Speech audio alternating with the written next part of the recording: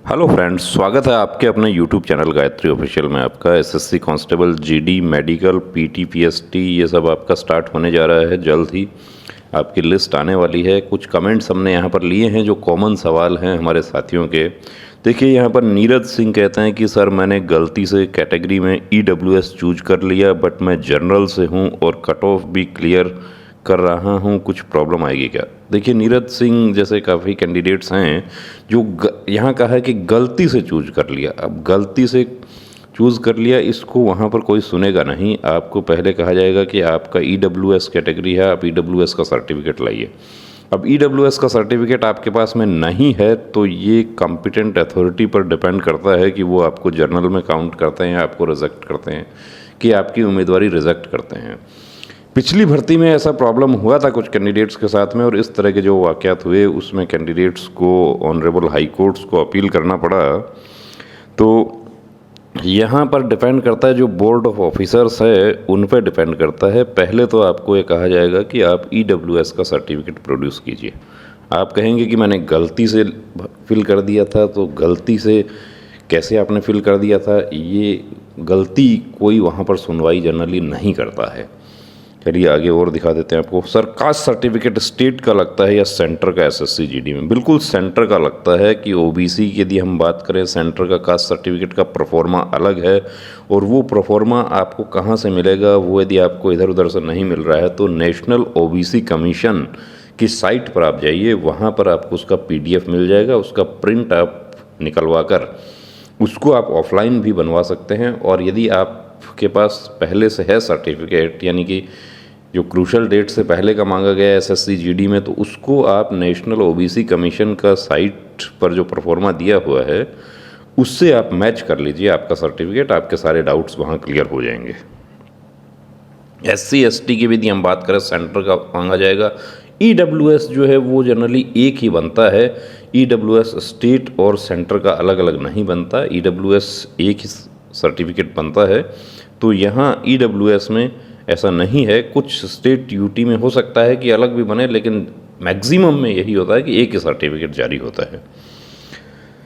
ये मेडिकल से रिलेटेड है इनका पॉइंट, इनको देखें। सर, अब दूसरा, रवि रंजन कुमार कहते हैं कि मेरे पिताजी के नाम के टाइटल में चंद्रवंशी हुआ है और आधार कार्ड और ओबीसी कास्ट सर्टिफिकेट में, जबकि डॉक्यूमेंट में चंद्रवंशी लिखा हुआ है।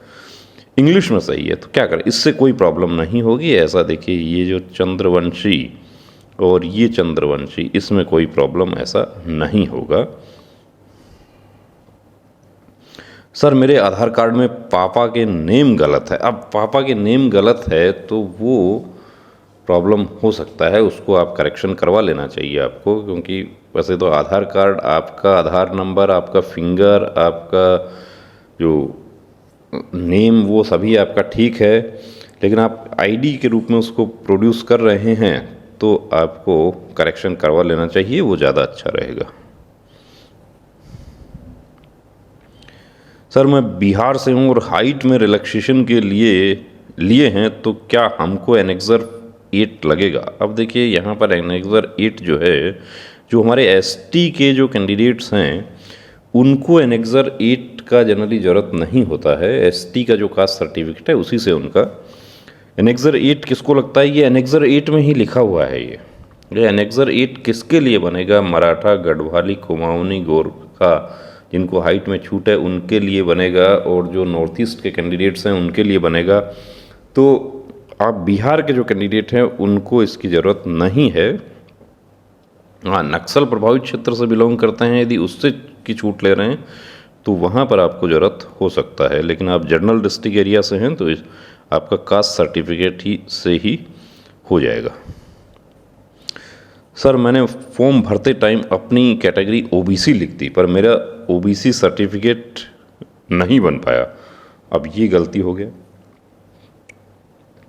ये ऐसा एक नहीं है। चंद्र प्रताप जैसे बहुत सारे कैंडिडेट्स हैं जिन्होंने फॉर्म फिल करते समय कुछ फिल कर दिया और अब वो चाह रहे हैं कि तो यहाँ पर मेरा ओबीसी सर्टिफिकेट नहीं बन पाएगा, तो सर क्या मुझे रिजेक्ट कर देंगे या जनरल कैटेगरी में ट्रांसफ़र कर देंगे? ये डिपेंड करेगा कॉम्पिटेंट अथॉरिटी पर, बोर्ड ऑफ ऑफिसर्स जो वहाँ पर आपके डॉक्यूमेंट वेरिफिकेशन करेंगे उन पर डिपेंड करेगा। यहाँ चांसेस यही हैं कि आपको जनरल कैटेगरी में ट्रांसफ़र कर दिया जाएगा, लेकिन कुछ कंफर्म नहीं है कि आप एज रिलैक्सेशन लिए हैं या नहीं लिए हैं, उस पर भी डिपेंड करेगा। आपके मार्क्स जो है वो जनरल की कट ऑफ से ज़्यादा हैं या नहीं है, उस पर भी डिपेंड करेगा। तो ये 50-50 वाली बात है कि क्या होगा ये समय ही बताएगा। सर ओरिजिनल सर्टिफिकेट टीसी लगेगा क्या? Original school certificate TC, school certificate TC नहीं लगेगा। टीसी की कोई ज़रूरत नहीं है उसमें। जो डॉक्यूमेंट्स लगेंगे उनका अलग से वीडियो बना रहे हैं, आपके कौन कौन से डॉक्यूमेंट्स आपको शो करना है। सर एसएससी जीडी के फॉर्मेट वाला ओबीसी प्रमाण पत्र पर रिजोल्यूशन नंबर दिया है, रिजोल्यूशन नंबर कहाँ से लिखें प्लीज़? तो रिजोल्यूशन के लिए आपको मैंने बताया OBC certificate national OBC commission, उसके साइट पर सेंट्रल गवर्नमेंट के जो एडमिशन ऑफ एजुकेशनल इंस्टीट्यूशंस या सेंट्रल गवर्नमेंट के जो जॉब हैं उनके लिए जो ओबीसी सर्टिफिकेट की रिक्वायरमेंट होती है उसका परफॉर्मा वहाँ मिलेगा आपको। उसका पीडीएफ आप प्रिंट ले सकते हैं उसका, और वहाँ से आपके जो सर्टिफिकेट हैं उसको आप मैच कर सकते हैं। तो दोस्तों आपके कोई भी कमेंट हैं आपके, हम कोशिश करते हैं, व्हाट्सएप मैसेज आप करते हैं, बिल्कुल एक एक कैंडिडेट को रिप्लाई करने की कोशिश की जाती है। और यदि आपका कमेंट छूट जाता है, आपका व्हाट्सएप मैसेज छूट जाता है, उसका रिप्लाई नहीं आ पाता, तो फिर हम आपको कहना चाहेंगे कि आप उसको रीसेंड कर दीजिए।